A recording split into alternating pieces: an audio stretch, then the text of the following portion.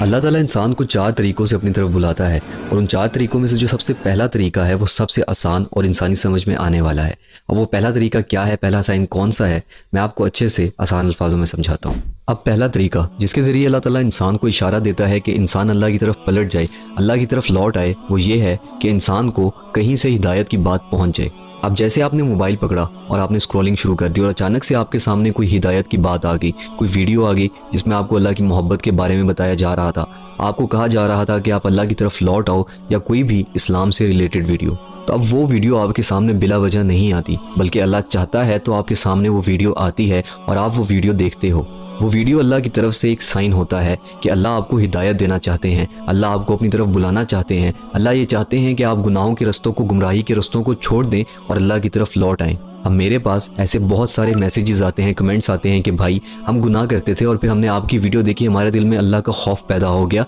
और हमने तौबा कर ली। तो अगर एक इंसान के सामने कोई इस्लामी वीडियो आ रही है तो वो बिला वजह नहीं आ रही, बल्कि अल्लाह की तरफ से उस इंसान के लिए वो एक साइन है। तो अब अगर एक इंसान इस पहले साइन को इग्नोर कर देता है, इसके ऊपर इतना ध्यान नहीं देता, तो अल्लाह ताला उस शख्स को दूसरा साइन दिखाते हैं। वो दूसरा साइन ये है कि अल्लाह ताला उसके आसपास के लोगों को उसके पास भेजते हैं हिदायत के लिए। वो उसको कोई हिदायत की बात करते हैं, दीन की बात करते हैं। अब इस पॉइंट को भी मैं आपको ज़रा अच्छे से आसान अल्फाजों में समझाता हूँ। अब अगर आपके साथ रहने वालों में से कोई इंसान आपको गुनाहों से रोकता है, वो इंसान आपके माँ बाप भी हो सकते हैं, आपके बहन भाई भी, रिश्तेदार भी, या दोस्त वगैरह भी, तो वो भी अल्लाह की तरफ से एक साइन है कि अल्लाह आपको अपनी तरफ बुलाना चाहता है, हिदायत देना चाहता है। तो अगर कोई इंसान आपको गुनाहों से रोक रहा है, आपको नेकी करने का बार बार कह रहा है, तो वो इंसान ये सब खुद नहीं कर रहा, बल्कि अल्लाह उस इंसान से ये सब करवा रहे हैं। तो अगर आपका कोई दोस्त या कोई भी इंसान जिसको आप जानते हो या नहीं जानते हो, वो आपके पास दीन की बात लेकर आता है, आपको समझाता है, तो उसको सुने और समझें, क्योंकि वो इंसान आपके पास खुद नहीं आया, बल्कि अल्लाह ने उस इंसान को आपके लिए आपके पास भेजा है। अब इस दूसरे साइन में एक बात और भी है,